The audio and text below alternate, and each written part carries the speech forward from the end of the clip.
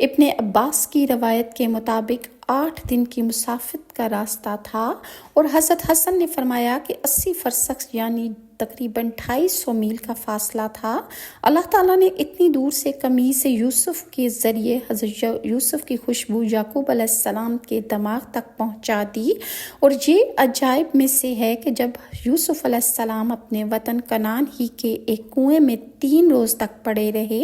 تو اس وقت یہ خوشبو حضرت یعقوب علیہ السلام کو کیوں نہ محسوس ہوئی۔ یہیں سے یہ بات معلوم ہوتی ہے کہ کوئی معجزہ پیغمبر کے اختیار میں نہیں ہوتا، بلکہ در حقیقت معجزہ پیغمبر کا اپنا فعل اور عمل سے بھی نہیں ہوتا، بلکہ یہ براہ راست اللہ تعالیٰ کا فعل ہوتا ہے کہ جب حق تعالیٰ ارادہ فرماتے ہیں تو معجزہ ظاہر کر دیتے ہیں، اور جب اللہ کا حکم نہیں ہوتا تو قریب سے قریب تر چیز بھی دور ہو جاتی ہے۔